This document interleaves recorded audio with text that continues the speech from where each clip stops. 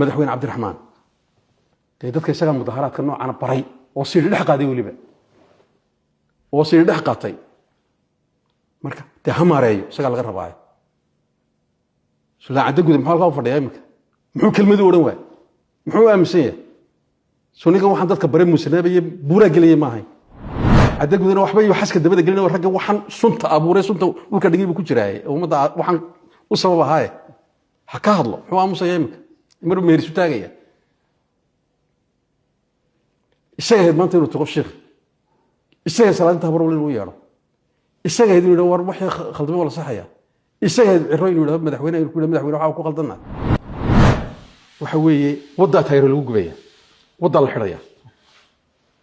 horta wadada sideedaba bulshadu iyada leh xukuumaddu deema leh bulshadu iyada leh wadadana laba shay baa dhaawaca waa biyo iyo dab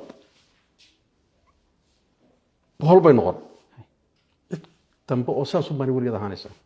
marka bulshadu ha ka waantoodo wadooyinka taariikhda ku gubayaan haday doonaan baabuur ku gooyaan haday doonaan dhagxaan ku gooyaan haday doonaan dhir waaweyn ha dhigaan waxaan waxba yeeleen wadada umada ilaa iminka ilaa hadda aynu joogno aan xataa dadkii tacsi u dirin xataa aan tacsi u dirin dadkii dhintay